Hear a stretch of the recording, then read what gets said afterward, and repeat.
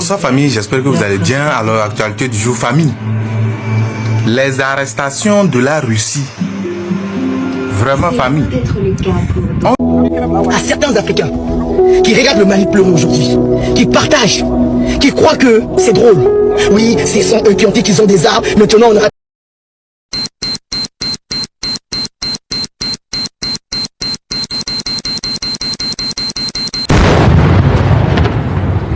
Avant de commencer, il faut être très clair sur un point, ce genre de titre circule souvent sur les réseaux sociaux sous forme de rumeurs ou de contenus exagérés. Dans ce script, on va traiter l'affaire comme une alerte virale et une crise supposée qui enflamme Internet, sans affirmer comme un fait confirmé une déclaration officielle de guerre. Tout est parti d'une vidéo qui a explosé en quelques heures sur les réseaux sociaux.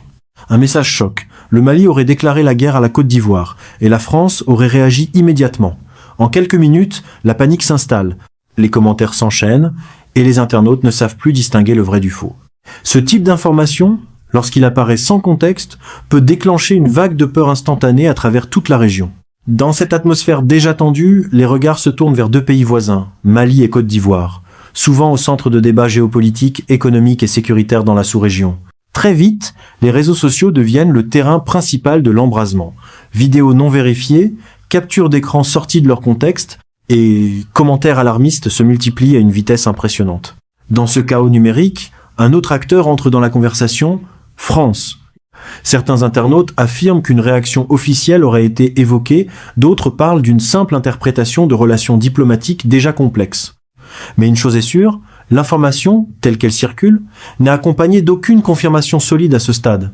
Dans cette première vague de réactions, on voit des citoyens, des influenceurs et même des pseudo-analystes tenter d'expliquer la situation en direct. Certains parlent de tensions historiques, d'autres dénoncent une manipulation destinée à créer la peur. Et plus les commentaires s'accumulent, plus la confusion grandit. Ce qui frappe immédiatement, c'est la rapidité avec laquelle une simple rumeur peut prendre des proportions régionales. En quelques heures seulement, des mots comme guerre, réaction et crise deviennent viraux sans qu'aucune source officielle ne vienne confirmer une telle escalade. Et c'est précisément dans ce climat explosif que l'histoire commence réellement à se construire. Nous devons aussi aller au bout de cette transformation parce que nous avons des intérêts à défendre. Et je pense que quand on parle d'Afrique, il faut le dire clairement parce que ça va beaucoup mieux en le disant. On ne va pas faire le bien commun. On a des défis communs. Le changement climatique, c'est un défi commun. Essayer que la jeunesse africaine trouve un avenir, je dirais que c'est un défi commun, parce que ce sera aussi notre problème si on n'y arrive pas. Mais on va défendre des intérêts. Et c'est ça un partenariat réciproque et équilibré. C'est qu'on ne prend pas les gens pour des imbéciles. On ne dit pas on arrive chez vous parce qu'on va faire le bien chez vous à votre place. Parce que vous n'êtes pas capable de savoir ce qui est bon pour vous, de le penser ou de le faire. Non. On vient défendre nos intérêts et on le fait de manière respectueuse avec les intérêts des pays africains où on se trouve. Famille, vous avez très bien entendu. Il dit qu'ils viennent en Afrique juste pour protéger leurs intérêts. Le reste là, ils s'en foutent. S'il y a un Africain qui a écouté cette vidéo et qui n'a rien compris, il est appelé à disparaître de ce monde-là. Oui. Vous voyez très bien que l'AES a raison. Vous voyez très bien que l'AES a raison maintenant. Macron ici nous dit qu'ils viennent en Afrique juste pour protéger leurs intérêts. Le reste là, eux, ils s'en foutent. Ils vont rien faire à notre place. Juste pour leur intérêt. C'est pourquoi, à un moment donné, ils ont dit que non, que leur satellite a vu au Mali que les forces de l'ordre sont en train de faire des exactions.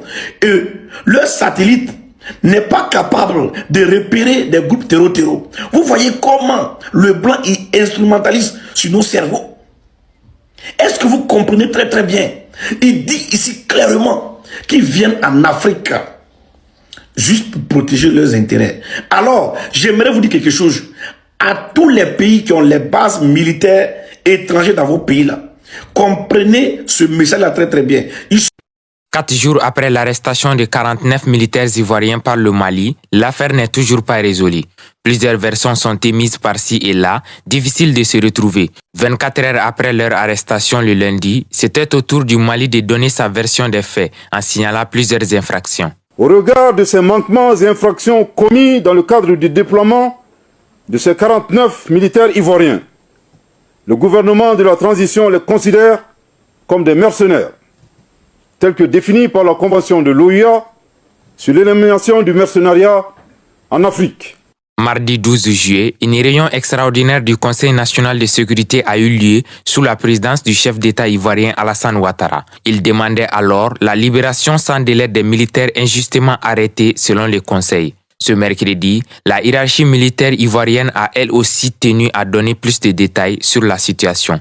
Notre présence sur la base de Sahelian Aviation Service, c'est-à-dire SAS, est fondée sur l'existence d'un contrat de service partagé.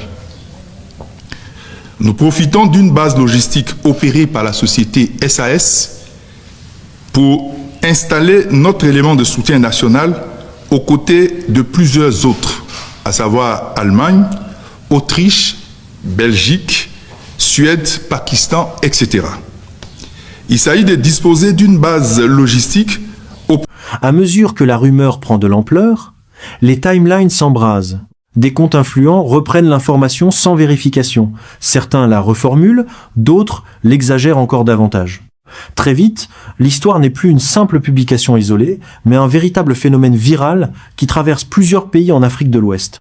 Dans ce climat déjà électrique, les internautes scrutent chaque détail concernant Mali et Côte d'Ivoire. Des images de frontières, des vidéos anciennes de déplacements militaires, et même des discours politiques passés sont ressortis et réinterprétés comme des preuves d'une tension actuelle. C'est exactement ainsi que naissent les grandes vagues de désinformation, un mélange de vrai contenu, de contexte absent et d'interprétation émotionnelle. Très rapidement, certains prétendent que des échanges diplomatiques auraient été interrompus, tandis que d'autres évoquent une réaction immédiate de la France. Mais dans les faits, aucune déclaration officielle vérifiée ne confirme une escalade militaire entre les pays cités dans les titres viraux. Ce qui existe réellement, ce sont des discussions diplomatiques et des interprétations amplifiées par les réseaux sociaux. Dans cette seconde séquence, des analystes et observateurs des relations internationales tentent de remettre les choses en perspective. Ils expliquent que ce type de rumeur apparaît souvent dans des contextes politiques sensibles, surtout lorsqu'il y a des tensions régionales, des changements de gouvernance ou des enjeux sécuritaires. Leur message est clair, une information non confirmée ne doit jamais être interprétée comme un fait établi. Mais malgré ces tentatives d'apaisement, la viralité continue. Les plateformes sociales fonctionnent sur l'émotion, pas sur la vérification. Et plus un contenu est choquant, plus il est partagé. Le mot « guerre » en particulier agit comme un déclencheur immédiat de peur et de curiosité. C'est dans ce contexte que certains utilisateurs commencent à relier des événements sans lien direct entre eux. Décisions politiques, accords économiques, mouvements militaires passés, tout devient un élément supposé d'un scénario conflictuel. Et c'est là que la perception publique s'éloigne encore davantage de la réalité diplomatique. Pendant ce temps, les autorités et institutions concernées restent généralement prudentes, évitant de réagir à des informations non officielles circulant en ligne. Cette absence de communication immédiate laisse encore plus de place aux interprétations, alimentant un cercle presque impossible à stopper. Et c'est justement ce silence relatif qui va encore amplifier la tension dans la suite de cette affaire. On trouve en direct d'Abidjan notre correspondante Christelle Pire. Bonsoir Christelle. Le Conseil des ministres avait lieu aujourd'hui en Côte d'Ivoire. Le porte-parole du gouvernement ivoirien, Amadou Coulibaly, a réagi au sujet du bras de fer qui oppose Abidjan et Bamako. Oui, après la réaction officielle d'Abidjan hier avec le Conseil national de sécurité, eh bien cette affaire était forcément à l'ordre du jour, mais le porte-parole du gouvernement ivoirien ne s'est pas vraiment étendu sur la question. Écoutez-le.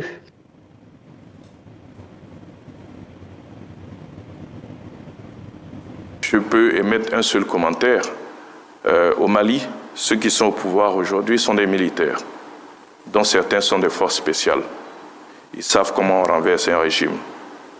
Ce ne sont pas des touristes qui arrivent dans un aéroport, qui rassemblent leur passeport pour aller remplir des formalités de police.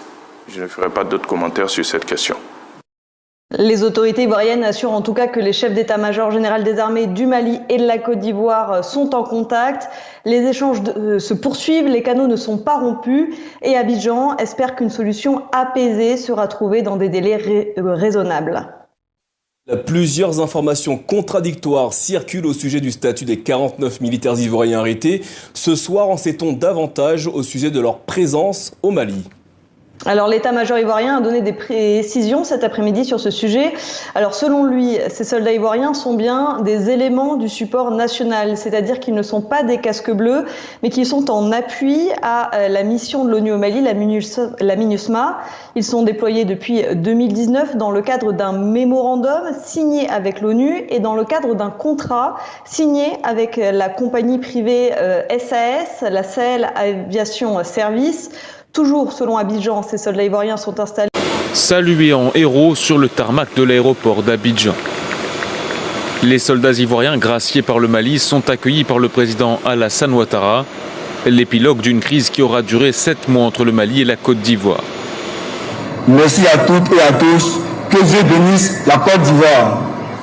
Pour Alassane Ouattara, la page de la crise est désormais tournée. Bien évidemment, maintenant que cette crise est derrière nous, nous pourrons reprendre des relations normales avec le pays frère qu'est le Mali, qui a besoin de nous et dont nous avons besoin également. Fin décembre, 46 militaires ivoiriens sont condamnés à 20 ans de réclusion criminelle pour crimes d'attentat et de complot contre le gouvernement par la justice malienne. 3 femmes condamnées à mort par contumace. Bamako les accuse d'avoir franchi la frontière avec des armes sous de fausses identités.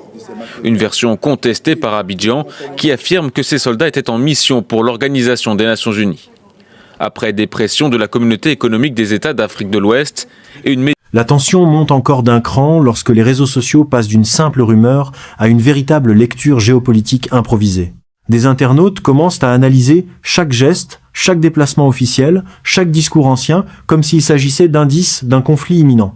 L'effet boule de neige est déjà incontrôlable. Dans ce climat, les regards restent fixés sur Mali et Côte d'Ivoire, 2 nations dont les relations sont désormais commentées, décortiquées et exagérées à travers le prisme des réseaux sociaux. Pourtant, sur le terrain diplomatique réel, aucune annonce officielle de guerre n'est confirmée ni par les gouvernements concernés, ni par des institutions internationales. Mais sur Internet, la logique n'est plus la même. Une simple phrase sortie de son contexte devient une preuve. Une ancienne vidéo devient une preuve cachée. Et un silence diplomatique est interprété comme une confirmation implicite. C'est exactement ce mécanisme qui transforme une rumeur en crise médiatique mondiale en quelques heures. Dans cette 3e phase de l'emballement, la France est à nouveau mentionnée dans des commentaires viraux. Certains utilisateurs affirment qu'une réaction aurait été observée, d'autres parlent de consultations diplomatiques, mais là encore, aucune annonce officielle ne vient confirmer une implication directe dans un scénario de conflit. On est clairement dans une zone grise alimentée par l'interprétation et la vitesse de circulation de l'information. Dans cette séquence, les réactions sont beaucoup plus émotionnelles.